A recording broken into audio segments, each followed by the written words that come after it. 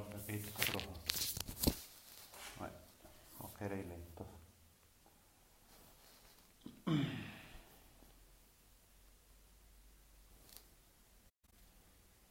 لا مليح تفصف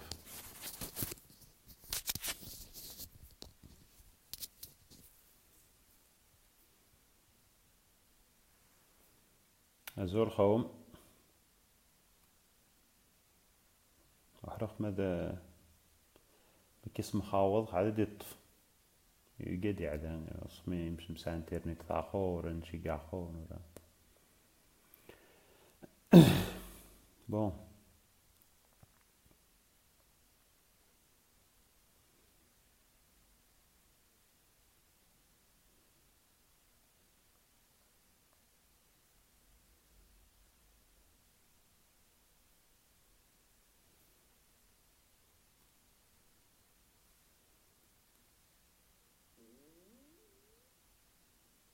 زمان زمان شوية نبارتاجي منا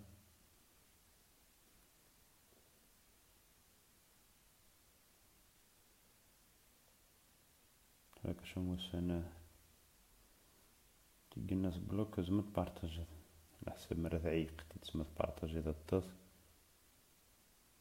تبلوكا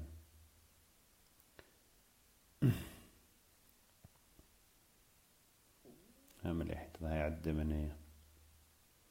Bon, on va parler en français ce soir, comme d'habitude, comme tous les lundis. On va essayer un peu de communiquer avec ceux qui parlent pas de Mazert. C'est vrai qu'entre nous, ça passe trop bien, trop facilement entre Mazert. Évidemment, il y a une grosse partie des filles en Europe qui ne communiquent pas très bien entre Mazert. Ils ne savent pas ce qui se passe, ils ne comprennent pas, ils ne voient pas où est-ce qu'on va, qu'est-ce qu'on fait, c'est quoi le but, c'est quoi les outils qu'on utilise, c'est quoi les moyens, c'est quoi les actions, qui fait quoi.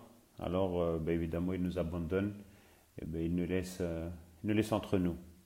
C'est pas le but c'est de faire participer le maximum de personnes, de gens qui veulent participer, qui veulent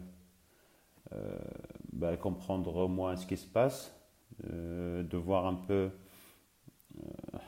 est-ce qu'eux ils peuvent à un moment intervenir et prendre aussi leur part de responsabilité dans tout ce qui est en train de se passer, que ce soit ici en Europe, que ce soit dans le Rif.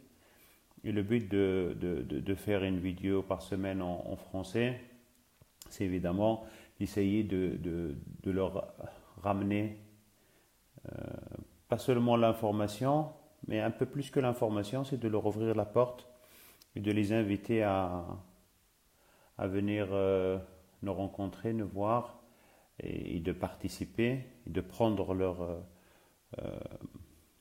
leur place. Ils ont certainement une place, il ne faut pas la laisser, il faut pas vider les lieux et qu'après n'importe qui vient prendre la place. Il faut que chacun participe, que chacun puisse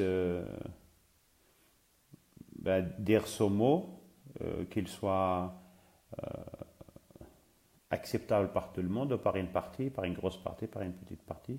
Mais il faut que chacun puisse exprimer, donner son avis. Et voilà. Et c'est pour ça qu'on le fait en français le lundi soir, alors que le vendredi soir, là j'ai la rencontre avec Moed, et là je le fais alors en Tmazert. Bon, j'étais en train de partager un peu sur les groupes, surtout les groupes où il y a beaucoup de Rifins et Mazéran ici en Europe, où il y a beaucoup de gens qui se posent des questions, en ne savant tous qu'il y a le Makhzen qui fait son travail. Il bosse lui, le Makhzen, il a les moyens, il se donne, il fait tout son possible pour pouvoir faire croire à tout le monde que non, nous on n'a pas raison, on a tort, et que c'est lui qui a raison et qu'il est en train de faire les choses comme il faut, et que nous on est juste des petits gamins, des petits séparatistes, on a tout ce qu'on voulait, en fait on est des petits pourrigatés, et que voilà, alors que la réalité n'est pas ça du tout. La réalité, vous la connaissez tous, c'est que les gens là-bas ils souffrent le martyre tous les jours, ils n'ont pas de travail, ils ont pas les moyens de vivre, pas d'hôpitaux, enfin vous connaissez déjà l'histoire, hein, je ne vais pas la répéter à chaque fois, mais voilà.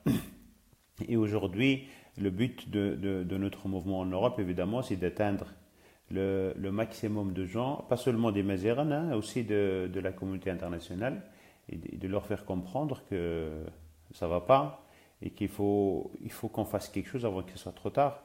Parce que n'oubliez pas que dans les pays où il y a eu la guerre, ça a commencé pacifiquement d'abord, hein. C'est des gens qui sortaient dans les rues pour réclamer du pain, pour réclamer du travail, pour réclamer la justice. Et ben, tout ça, ça n'a pas été fait. Parce que le dictateur qui était en place, que ce soit en Tunisie, que ce soit en Égypte, que ce soit en Syrie, que ce soit partout, eh ben, il a dit non, moi je suis trop fort, moi j'ai l'armée, moi j'ai les armes, moi j'ai le soutien de la communauté internationale, j'ai la France derrière moi. Ben, finalement, ils ont détruit leur pays. Le but, évidemment, c'est pas de détruire le nôtre. Le but, c'est pas de faire la guerre. Le but, c'est d'arriver à un point où le Makhzen, il comprend qu'il a dépassé toutes les limites et qu'il se met à table et qu'il commence d'abord par la libération de tous les prisonniers politiques. De tous les prisonniers, nous avons dépassé largement 2000 prisonniers maintenant et qu'il faut arrêter, il faut cesser. Voilà, maintenant la question c'est comment faire pour atteindre à ce point où Al-Makhzen il peut s'asseoir et dire tiens ok, voilà maintenant on a trop exagéré, on a trop joué avec le feu, je suis d'accord de m'asseoir à table pour négocier. Et surtout de négocier avec les gens qui ont cette capacité ou cette légitimité qui a été donnée par le peuple. Al-Husiman, Al-Nadar, Amida et voilà. Alors, la dernière fois, j'ai parlé 2 fois en français maintenant. La première fois, j'avais parlé historiquement comment est-ce qu'on a fait pour arriver à cette situation que vit le Rif aujourd'hui. Historiquement, ça veut dire, j'ai parlé de la guerre contre l'impérialisme européen, surtout contre l'Espagne et la France. J'ai parlé de comment les situations ont évolué, parce qu'il n'y a pas qu'une situation, il y a eu beaucoup de situations où les Rifains se sont retrouvés à défendre leurs terres, comment ils sont arrivés à cette situation de conflit avec les Alaouites, la famille Alaouite qui gouverne le Maroc maintenant depuis 1666. La deuxième fois, j'avais parlé de comment ça s'est passé le Hirak, le mouvement dans le Rif, comment on est arrivé à avoir un mouvement de contestation assez fort, parce que ça ne s'est pas produit qu'à partir du 28 octobre 2016 jusqu'à aujourd'hui. Non, il y a eu un cumul. Il y a eu plusieurs fois où les Rifains se sont révoltés contre le régime pour dire basta, c'est trop. Mais voilà. Alors, après, j'ai parlé une petite partie du mouvement de soutien européen pour le RIF. Et j'avais expliqué comment est-ce qu'on avait fait les choses la première année. Quand je dis je ne parle pas que de moi, hein, parce qu'il y a énormément de gens ici en Europe qui se mobilisent, qui travaillent, des hommes, des femmes, des associations, des comités. Il y a énormément de gens qui travaillent. Et chacun fait un effort comme lui il le voit. Tu ne peux pas aller réclamer aux gens de travailler comme ce que toi tu penses. Tu donnes ton avis, tu donnes tes idées, tu les mets sur la table et la majorité décide. C'est pas, le but n'est pas de créer une dictature derrière la dictature qui existe aujourd'hui. Le but, c'est vraiment de créer un État, pas un État, mais une situation de compréhension, une situation d'ouverture, de débat, de compréhension entre nous, et de dire, tiens, moi j'ai une idée, je la dépose sur la table, on la discute, on l'améliore, on la travaille. Si c'est la meilleure, on travaille avec. Si on voit que ça va nous emmener nulle part, on la laisse de côté, on prend l'idée de quelqu'un d'autre. Et petit à petit, ça donne ce qu'on appelle chez nous Thwiza, c'est la coopération, c'est l'aide, c'est l'entraide. Si chacun ramène quelque chose, et à la fin, on se construit quelque chose de très grand. Alors pendant 1 an, il y a eu des comités, je suis sûr que vous êtes au courant, il y a eu des comités partout dans l'Europe, des îles Canaries jusqu'à Oslo en Norvège. Il y a eu beaucoup de travail, beaucoup de manifestations, beaucoup de communication avec les Européens, avec le Parlement européen, avec les parlements nationaux, avec les gouvernements nationaux, avec les associations internationales des droits de l'homme, de défense des peuples, enfin tout ce que vous pouvez imaginer, ça a été fait. Et finalement, le top de ces comités a été atteint à un certain moment avec la coordination européenne qui a été faite à Madrid et qui malheureusement n'a pas donné les résultats escomptés. Ça veut dire qu'il est vite tombé dans une sorte de bureaucratie ou dans une sorte je ne sais plus exactement comment qualifier cette situation où tu produis quelque chose qui est inutile, qui ne fonctionne pas, qui ne tourne pas, et finalement ça devient en fait plus une charge qu'autre chose. Alors tu es obligé de l'abandonner sur le chemin et de te tourner à autre chose. Finalement, il y a eu fin mai les arrestations et ça a accéléré énormément le soutien en Europe. Ça a fait sortir énormément de gens dans les rues. Ça les a poussés. Il y a des gens qui n'étaient pas prêts ou qui ne comprenaient pas ou qui ne voyaient pas l'utilité de sortir dans la rue pour manifester. Le fait que le Makhzen a commencé à arrêter massivement les activistes dans le RIF, ça les a poussés dehors. Ils sont venus, des vieux, des femmes, des enfants, des gens normaux, des gens avec une idéologie politique, d'autres sans idéologie politique. Il y a eu tout ça. Alors on a passé un été très très agité, un été où, je dois le dire, il n'y avait pas beaucoup d'organisation parce que le seul but qu'il y avait, c'était de manifester, d'essayer de faire arriver la communication, d'atteindre avec cette communication la population européenne, les autorités européennes, pour leur demander d'intervenir, de faire quelque chose. On a été au Parlement européen, on a été à Genève aux Nations Unies. Il y a eu quelques moments où voilà, on a parlé, on leur a expliqué, on espérait que quelque chose se fasse.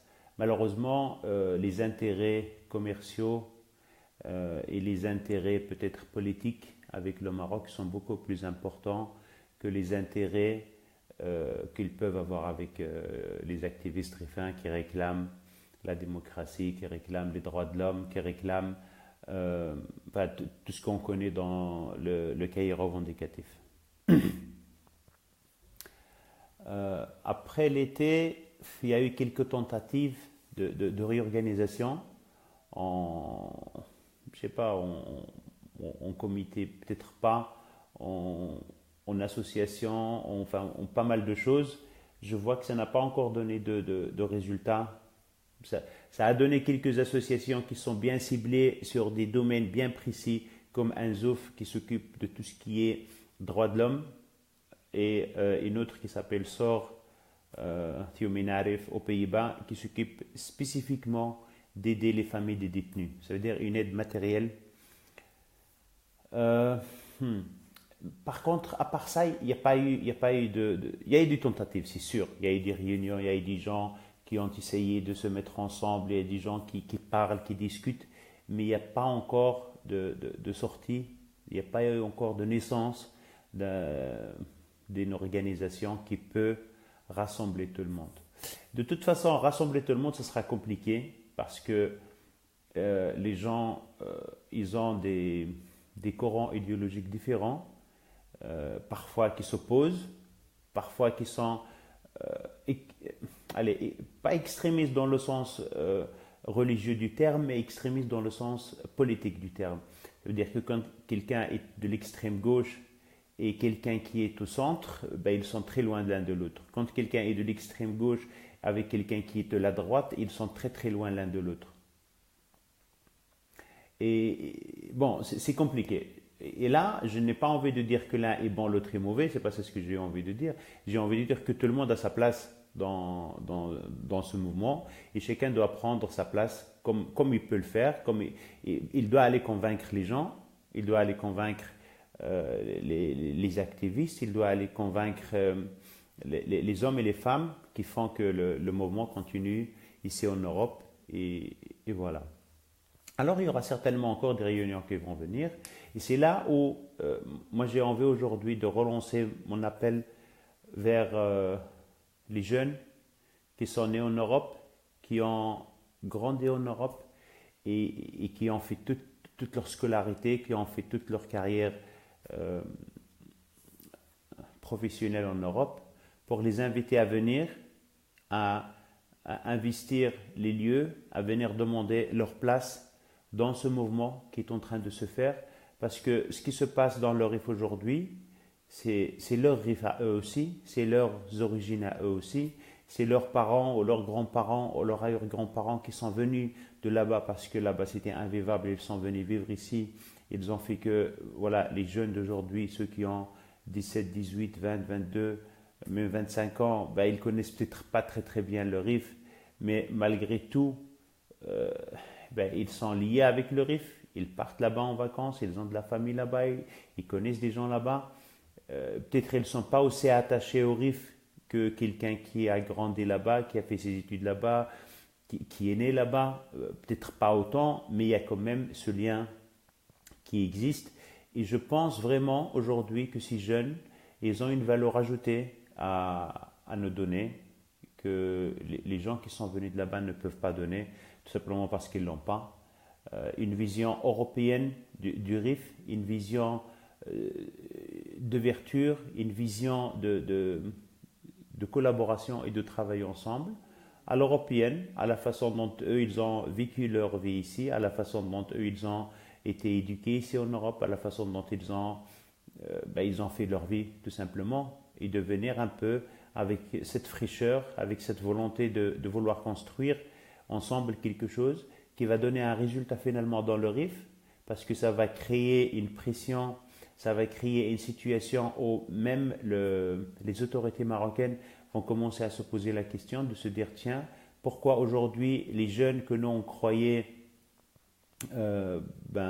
partir en Turquie en vacances, partir dans des, voilà, de temps en temps aller à Marrakech ou à Agadir pour passer une semaine et revenir, voilà, et qu'ils étaient occupés juste avec l'Europe, avec leur petite vie. Aujourd'hui, ils commencent à s'intéresser au RIF, aujourd'hui, ils commencent à s'intéresser à leurs origines. Alors, à ce moment-là, ça va leur faire une pression énorme et ça va les pousser à réfléchir à deux fois avant de continuer à faire ce qu'ils sont en train de faire. C'est vrai que le Makhzen, il a investi les mosquées, il a investi les lieux où les jeunes qui ont grandi ici fréquentent. Et je pourrais donner certains exemples. Il y a des associations de jeunes qui sont ici en Europe, qui sont financées par les ambassades, qui sont financées par les consulats, justement pour créer cette relation avec le Makhzen et les empêcher d'aller partir dans un sens où le Makhzen perd le contrôle sur eux. Je n'ai pas envie de dire que le Makhzen il contrôle tout, mais il fait en sorte qu'ils ne perdent pas tout le contrôle. Et ici, le RIF a besoin de ses enfants. Et ces enfants aujourd'hui, ils ont des places, ils ont de très bonnes places, ils ont des bonnes qualifications, ils ont des capacités intellectuelles énormes. Et aujourd'hui, nous en avons besoin. Aujourd'hui, nous avons besoin des jeunes qui peuvent venir s'asseoir à table et en une heure de réunion, ils sortent avec des conclusions et qu'ils peuvent aller pratiquer et appliquer sur le terrain et ramener des résultats. Moi, personnellement, j'ai vécu des situations où on a fait des réunions, 5 heures de réunion pour sortir à la fin avec rien du tout. Il faut recommencer le lendemain encore 5 heures pour ne rien faire. Ça me désole, je ne peux pas travailler comme ça. Franchement, j'ai pas envie d'aller me casser la tête avec ça. Alors que je sais, je l'ai vécu dans les sociétés où j'ai travaillé, avec les jeunes avec qui j'ai travaillé. Je sais qu'eux, ils ont un objectif, ils veulent l'atteindre assez rapidement et ils mettent les moyens en place pour atteindre ces objectifs et ils peuvent aller de l'avant et ils peuvent travailler dessus. Et ces jeunes-là, nous en avons besoin aujourd'hui. Et ces jeunes-là, moi, je fais un appel à eux. Je leur dis, venez avec nous. On vous laissera la place parce que je suis sûr que vous la méritez mieux que nous. Et je suis sûr que vous allez atteindre des résultats meilleurs que les nôtres. Que ce soit avec nos parents, avec nos frères, avec nos sœurs qui sont ici, ou avec les autorités européennes, parce que je suis sûr que vous les connaissez mieux que nous. Vous avez vécu ici en Europe, vous avez passé toute votre vie ici, et je suis sûr la place vous revient à vous plus qu'à nous. Et le RIF vous revient à vous autant que nous. Parce que vous êtes d'origine RIF, vos parents, ils ont souffert pour venir ici en Europe. Vos grands-parents, peut-être arrière-grands-parents, ils ont souffert pour pouvoir venir ici en Europe. Ils se sont donnés à fond pendant des années pour vous construire une vie qui ressemble aujourd'hui à quelque chose. Et je suis fier des résultats qu'ils ont pu obtenir, que ce soit de vous, que ce soit de eux-mêmes, parce que 40, 50 ans de carrière, parfois plus pour les indépendants, pour les commerçants, pour ceux qui ont travaillé pour eux-mêmes, parfois même pour ceux qui sont venus très très jeunes en Europe à 16 ans, à 17 ans, ils ont travaillé peut-être 40 ans, peut-être 50 ans pour atteindre la pension à 65 ans. Et franchement, c'est énorme. Et tout ça pour atteindre une situation où le Maroc, il continue aujourd'hui à appliquer la même politique d'apartheid, la même politique de séparation, de ségrégation même raciale, parce que vous le savez encore aujourd'hui, malgré qu'il y a une constitution qui a été votée en 2011 pour instaurer la langue tamazight dans les écoles, dans les administrations, mais rien n'a été fait, il n'y a rien du tout. Et ça, il faut mettre une pression sur ce gouvernement, sur ces autorités pour pouvoir le faire. Il y a énormément de subsides que l'Europe donne au Maroc parce qu'il y a ce contrat de voisinage, je ne sais plus comment ça s'appelle exactement, mais rien du tout. Tout l'argent va dans leur poche, dans la poche de ceux qui gouvernent, dans la poche des ministres, des grands fonctionnaires, des hauts fonctionnaires de l'État. Et le peuple, il ne reçoit rien du tout, même pas des miettes, même pas les miettes, il ne les reçoit pas. Et tous les jours, tu entends que quelqu'un est mort en essayant de gagner son pain. Et ça, c'est juste pas acceptable. On peut pas continuer comme ça. Et nous avons une responsabilité historique envers ce peuple, envers ce pays, envers cette terre. Et nous avons l'obligation de nous lever et d'aller essayer. Même si on n'y arrive pas, il faut essayer. Il faut qu'on essaye. Comme ça, ceux qui viennent après nous, ils vont voir qu'on a déjà parcouru un bout de chemin et qu'eux, ils peuvent continuer. Ils ne seront pas obligés de recommencer à zéro. Et ils vont être, je ne sais pas moi, s'il y a une échelle de 100, peut-être qu'on sera arrivé à 2, à 3 sur l'échelle de 100 et qu'eux, ils vont aller de 3 à 10, peut-être à 15, je ne sais pas. Et petit à petit, on va aller de l'avant et construire une situation et mettre en place les conditions de réussite d'un peuple qui ne demande qu'à vivre en paix, à vivre en démocratie, dans une justice sociale, dans une justice tout court, la justice quand tu vas devant un juge, la justice devant tout ce qui se passe dans la vie. Voilà, c'est le message que je voulais passer aujourd'hui. Je vois qu'il y a beaucoup de gens qui n'ont pas compris pourquoi je suis en train de parler en français. Mais le but, c'est de faire passer un message en français pour les jeunes qui ne comprennent pas très bien Tamazight, pour leur faire passer un peu le gros de la situation, que ce soit en Europe ou que ce soit dans le RIF. Alors, qu'est-ce qu'on fait exactement aujourd'hui? Je l'ai dit, mais peut-être pas dans le détail. On organise déjà des réunions ici. Il y a plein de réunions qui s'organisent. Je ne sais pas, ça dépend un peu où vous êtes, en France, en Belgique, en Suisse, aux Pays-Bas, en Allemagne. Il faut voir un peu les gens qui sont dans les manifestations, les gens qui sortent, les gens qui parlent. Il faut les contacter. Il faut leur dire, voilà, moi je suis prêt à faire quelque chose avec vous et de dire, tiens, sur quoi est-ce qu'on peut avancer ensemble? Est-ce qu'il y a déjà un plan? Est-ce qu'il y a déjà un travail qui a été entamé? C'est quoi les besoins urgents? Et alors commencer à travailler ensemble. Je ne suis pas en train de dire que moi j'ai la solution, la science infuse, j'ai la solution à tout et que venez avec moi, je vous montre ce qu'il faut faire. C'est pas ça ce que je suis en train de dire. Ce que je suis en train de dire, c'est que nous sommes dans une situation où nous avons travaillé pendant 1 an et demi en essayant d'atteindre les Européens, en essayant d'atteindre les autorités européennes, d'atteindre les associations internationales. Mais jusqu'à aujourd'hui, le taux de réussite, il est vraiment très très bas. il est presque nul parce que les gens qui ont été arrêtés, ils se sont fait emprisonner, ils sont en train de se faire condamner, certains à 20 ans de prison parce que juste ils ont manifesté dehors. Mais ici en Europe, on les soutient, on essaye de les sauver, on essaye de les sortir de cette situation de blocus. Mais comment est-ce qu'on va faire? Mais je n'ai pas la solution encore. La solution, on doit la trouver tous ensemble. Mais je crois, et je suis même certain, que les jeunes qui sont nés ici, qui ont grandi ici, ils peuvent le faire mieux que moi, qui vient de là-bas. Je suis certain qu'ils ont leur place dans ce mouvement. Je suis certain qu'ils ont des idées qui sont brillantes et qui sont meilleures probablement que beaucoup d'idées qu'on a utilisées jusqu'à aujourd'hui.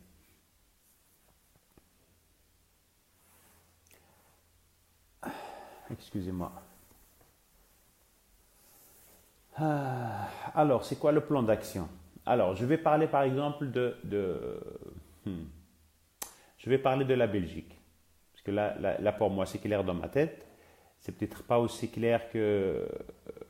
Enfin, pour les autres pays, c'est pas aussi clair dans ma tête que ce qu'est la Belgique.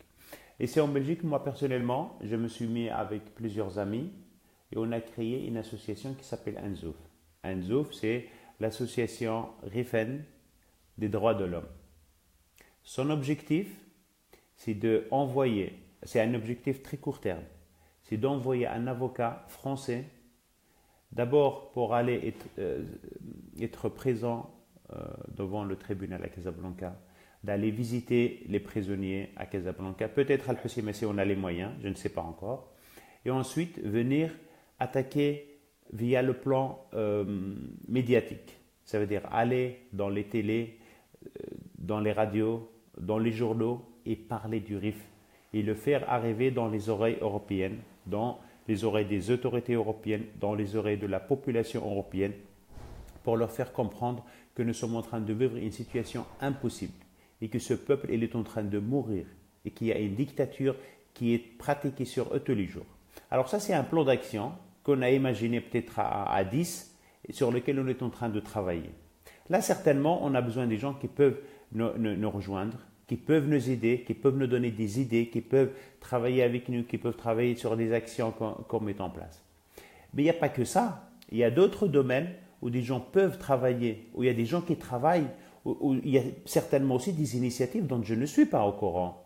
Et il se peut que quelqu'un peut rejoindre une équipe où moi je ne suis pas au courant du tout de ce qui se passe et lui dire tiens, moi je suis prêt à travailler avec vous, mais dites-moi qu'est-ce que vous êtes en train de faire. Supposons qu'ils sont en train de travailler dans le domaine, je sais pas moi, médical et qu'ils sont en train de, je sais pas moi, d'aider des familles où des membres de ces familles sont atteints d'une maladie, je sais pas moi, du cancer, de ceci, de cela. Mais ça peut être aussi une façon d'aider le RIF.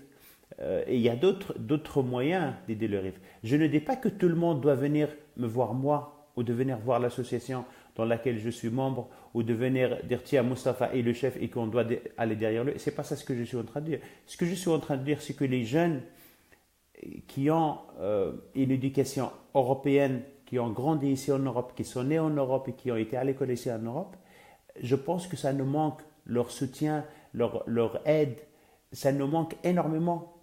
Pendant 1 an et demi, on a travaillé sans eux, on a fait énormément de choses sans eux, peut-être il y avait quelques-uns, mais pas assez.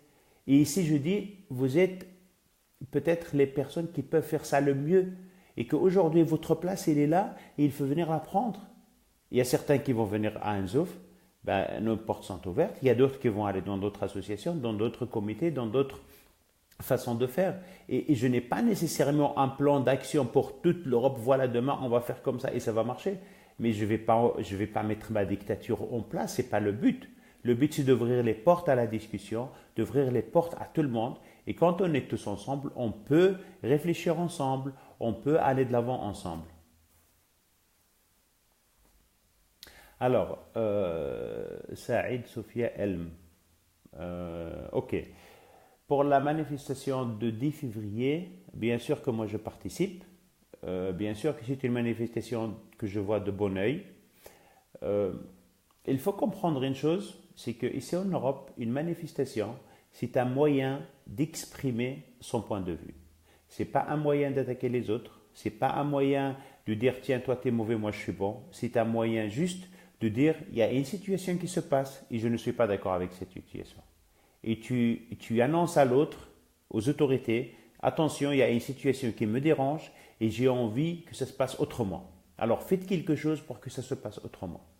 Et comme ce sont des manifestations tout le temps, toutes les manifestations qu'on a organisées au Son Europe, ils étaient des manifestations pacifiques pour soutenir le mouvement qui est dans le RIF.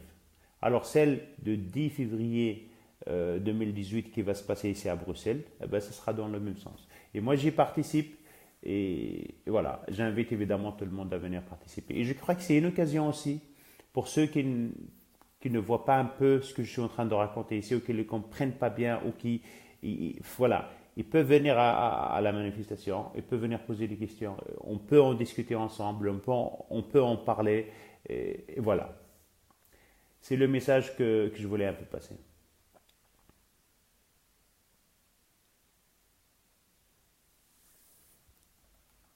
Ben, écoutez, je ne vais pas rester plus longtemps parce que j'aime bien faire des vidéos assez courtes.